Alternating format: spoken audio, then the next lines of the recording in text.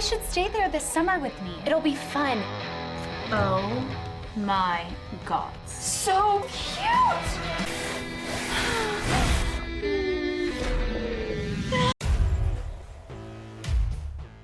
When a group of friends decides to stay in a haunted house, they experience the most exciting nights of their lives. Cassie gets her hair and makeup done in a salon. Despite how outrageous her look is, she seems to be very proud of it. Meanwhile, her friend Brandy is performing extreme activities with a man, but he fails to meet her expectations, which leads her to whip him in frustration. Elsewhere, Amber heads to the club where she works as a waitress along with Cassie and Brandy. There, the three prepare for the customers to arrive. As they do, they greet their cook, Enrique, who makes discriminatory remarks about how they look. However, they are unaware of this as he's speaking in Spanish. Meanwhile, the women's trans co-worker, Bunny, arrives at the club. As soon as she steps in, she greets Dale, one of their bartenders. Brandy then tells her to check out Cassie's eyeshadow, which absolutely horrifies her. Brandy jokes that it's a cry for attention, but the other bartender, Lawrence, believes the comment should be applied to her. Changing the topic, Cassie asks Amber how her date went with the doctor. She replies that it ended early, which makes the others assume that she told him about the plan. Amber plans to marry a rich doctor and have one dog and 2 kids, whom she'll name Shiloh and Loretto. The others laugh at her naivety, while Dale asks if she'll ever find happiness without following the plan. Amber replies no, but Dale argues that she's so occupied with this plan that she's not noticing her options. Just then, Ryan, the bar owner, introduces their new hostess, Dawn. Everybody welcomes Dawn, but Ryan reminds the team not to act too weird around her. He also notices Cassie's extreme makeup, so he tells her to tone it down. After this, he tells Bunny to entertain the table full of doctors, which upsets Amber since she wants that task. As Ryan tries to act strict on the team, everyone purposely tries to make him uncomfortable. At the end of the night, Bunny gets over $300 in tips, and she even bags a date with 2 rich doctors. Cassie asks Amber about her plans after work, and she bluntly says that her aunt died. This shocks everyone, but she reassures them that this happened long ago and that she didn't even know her. However, she plans on going to her aunt's house, which her mom will sell in the summer. Amber's mom doesn't want to leave it vacant until then, so she's free to use the house as a vacation house until it sells. She also invites her friends to spend the summer there with her. Suddenly, the women ask if her aunt lived there alone, and Amber replies that she used to live there with the love of her life. Meanwhile, at the vacant house, 2 burglars welcome themselves inside. When one of them pees on the pool, an unknown force pushes him into the water. On the other hand, his accomplice helps himself with some wine, but when he disposes of the bottle, it hits him on the head. The 2 realize that there must be a paranormal entity in the house, and they confirm this when things suddenly start levitating. Horrified, they run for their lives, and one of them gets hit by a book on their way out. Elsewhere, the women decide to take a look at the house before they go on with their individual activities after work. However, Bunny has a date with the doctors, so she doesn't join. Upon arriving, Brandy finds a book by the entrance, but they all shrug this off. When they get inside, they get shocked at how organized and neat the place looks. They can hardly believe that Amber's aunt managed to maintain it alone. As they look around, they find a picture of Amber's aunt with a man. They assume that it's the love of her life who died in that house 30 years ago. As they put the picture down, they fail to notice that it rearranges itself. Not long after, the women help themselves with some wine and gather for a selfie, but Cassie finds that her phone has mysteriously been powered off. Brandy tries her phone, but it's also powered off, just like Amber's. Realizing that they're in a dead zone, Brandy hesitates about spending her summer there. However, Cassie reassures Amber that she'll accompany her by then. The other women leave shortly after to go on their dates, so Amber is left alone to spend the night at her aunt's house. Before she goes to bed, she drinks some wine when an invisible force touches her. She gets surprised yet a little excited over this. However, she decides to sleep when she realizes that her wine glass is full again, even though she just emptied it. Realizing that she might be drunk, Amber goes to bed in her aunt's sleeping clothes. The following morning, the invisible force returns and pulls her blanket off. Afterward, it starts making her feel good, and Amber gets the experience of a lifetime. Later that day, she goes to work and hears that her co-workers had a horrible date, except for Bunny, who surprised the doctors with her hidden assets and left them wanting more. While getting ready, Brandy asks Amber about her night, and she replies that there must have been a ghost in the house. This surprises everyone, especially when she adds that the ghost gave her the best experience. Wanting to try it for themselves, the women ask to stay with her tonight. Even Bunny is interested in raising the dead. Cassie also invites Dale and Lawrence, who agree to tag along. That night, the group heads to the house. Before going inside, Dale and Lawrence volunteer to check if the vicinity is safe, and Bunny comes along too. They all act vigilant, but Amber reassures them that there's nothing to worry about. While she offers everyone wine, Brandy teases Lawrence, but this annoys him. He tells Brandy that he might actually like her if she wasn't so provocative. Meanwhile, Cassie and Bunny quickly settle into their rooms, wanting to meet the ghost as soon as possible. Just then, Dale walks into the kitchen where Amber and Brandy are. Brandy tells Dale that Amber got intimate with a ghost, which surprises him. As he tries to offer Amber some wine, the ghost pushes a glass above Dale's head, but he catches it and returns everything to the cupboard. He tries persuading Amber to change her future plans again. As they talk, they physically get closer and almost kiss, but the smoke alarm goes off. To ensure the house is safe, Dale checks the backyard with Lawrence. Suddenly, Bunny storms out of her room, claiming that the ghost has a prejudice against trans women like her. Meanwhile, Cassie also encounters the ghost, but she gets a better experience compared to Bunny. In the backyard, Dale trips over a water hose, which wasn't there a while ago. Pine cones also land on his head twice, which amuses Lawrence. Then, they pass by the pool, where the ghost pushes them into the water. As they struggle to swim, they sense an eerie vibe in the water urging them to get out. Meanwhile, the ghost fully reveals itself to Amber as it moves random things before her. This amuses her, but she suddenly gets concerned when the men walk in, soaking wet. Dale tries to tell Amber what happened, but the ghost kicks him twice. This ultimately drives him to leave the house along with Lawrence. Suddenly, Bunny walks towards the door with her suitcase in hand. As she tries to rant by the doorway, the ghost shuts the door in her face. With that, Brandy takes dibs on Bunny's room. Finally having some alone time, Amber tells the ghost that Cassie likes pain. Consequently, the ghost hits Cassie, but it turns out that Amber made a mistake since Brandy is the one who likes it. The ghost then turns to hit Brandy, which excites her. Meanwhile, Cassie gets pissed at the ghost and almost leaves, but it woos her with its touch. Brandy then leaves her room to get some props in the living room, which she plans on using for her extreme experience with the ghost. Later, the women enjoy their time with the ghost, leading to a noisy yet fulfilling night. The following morning, Brandy wakes up with her makeup smudged and her arms bruised, but this makes her happy. The ghost even leaves her some supplies to tend to her wounds. After showering, the ghost throws out most of Cassie's makeup, allowing her to see that she's already pretty. Meanwhile, Amber wakes up to a cup of coffee and a rose on her nightstand. When they go to work that day, the women are all silent as if something is occupying their minds. Ryan finds this weird since they usually like pestering him. Days pass, and the ghost never fails to please the women. One day, as they relax in the hot tub, they talk about how the ghost can't leave the house, so they plan on bringing some friends over for a pool party. This excites the ghost and lets them know by splashing some water. The pool party commences later that day, filling the house with attractive and single women. That night, they gather in the living room for a slumber party, and they all wait for the ghost. Just then, it surprises everyone with its specialty, and they're all left breathless. The party goes on for days, but the trio gets tired, so they eventually put a halt to it. As they clean the place up, Amber finds the corn figurine that Dale gave her. However, as she places it on the counter, the ghost destroys it. Days pass, and the women go on with their daily routine of going to work and spending the night with the ghost. However, they slowly realize that they're also building genuine relationships with other people. Amber bonds with Dale, Brandy enjoys a wholesome time with Lawrence, and Cassie finally gets along with Ryan. One day, Amber and Dawn pass by Enrique in the kitchen. Enrique disses them again in Spanish, but he gets shocked when Dawn snaps back at him. It turns out that she understands the language, putting Enrique in his place. Amber then joins Cassie and Brandy in the dressing room, where she tells them that her mom is bugging her about starting a family. She explains that she used to dream of it too, but her plans changed because of the ghost. Cassie then asks her about the plan, and she replies that she has a new one, which is to be happy. They then turn to Brandy, asking her the same question. She replies that it's the same as always, which is more pain. Her fascination with pain baffles Cassie, so she asks why Brandy likes it so much. Brandy ponders on the thought, realizing that pain is the only thing that made her feel loved. However, she's not so sure about that now. Just then, Cassie says that they need to give the ghost up sooner or later. This bothers Brandy and Amber since they're not ready to let it go. Amber wants children and a husband, but she also wants to keep the ghost. Thinking that she can have it all, she plans on going on a date with Dale. Cassie finds this amusing since she is also going out with Ryan. As the two gush over their dates, Brandy reprimands them for cheating on their ghost. Cassie and Amber reassure her that that it would never hurt them, but Brandy suddenly shows them her bruise, which proves just what the ghost is capable of. That night, Brandy stays in the house while the other two go on their dates. The ghost tosses some cuffs and a whip on her bed, but she politely asks if they could just chill for the night. This upsets the ghost, causing it to storm out of the room. Amber and Cassie soon return from their amazing dates, but get the same experience as they're about to go to bed. This concerns them. The following morning, the ghost makes it obvious that it's still holding a grudge as it messes with their things. Because of this, Brandy takes the others outside, telling them to ditch the men they're dating. Just then, the door opens on its own, and a strong gust of wind blows behind them. Horrified, the women realize that the ghost can leave the house after all. Amber takes the blame for everything, saying that she put them all at risk. Because of this, she plans to talk to the ghost when she comes home from work. However, Brandy and Cassie ask her not to, fearing for her. Later that day, Amber tells Dawn not to give her more tables to serve as she plans to go somewhere. She immediately heads to the house to talk to the ghost, and when her friends realize this, they alert Dale, Lawrence, and Ryan. At the house, Amber musters the courage to tell the ghost that everything is over. However, it gets angry, leading it to pin her to the wall while it lashes out and breaks things in the room. Elsewhere, the group drives their way to the house, but Lawrence doesn't step on the gas because he doesn't want to get a citation. The group pressures him to hurry up, so he drives as fast as he can. Meanwhile, the ghost has gone extremely hostile, and it brings out a knife. However, when Amber says she will always love the ghost, it calms down. By the time she opens her eyes, everything has gone back to normal, and the room is as organized as they left it. Just then, the ghost sends out their suitcases as if telling them to leave. The group finally arrives, asking Amber if she's okay. When she replies that she is, everyone gathers their things and leaves the house. Days later, they all gather at Amber's house for a little celebration. There, Lawrence asks Brandy on a date, which she gladly accepts. Suddenly, Amber's mom offers them some cookies, and she informs them that the house got sold. Unbeknownst to them, Dawn bought it. Meanwhile, Bunny gets assigned to look after the club while Ryan and the others are away. The two doctors who fancy her visit, leading her to refuse other customers. At Amber's house, everyone looks at a group photo of her aunt. To their surprise, Amber's mom points to a different woman in the photo, who she reveals was her aunt's greatest love. The group is surprised that the ghost was a woman all along.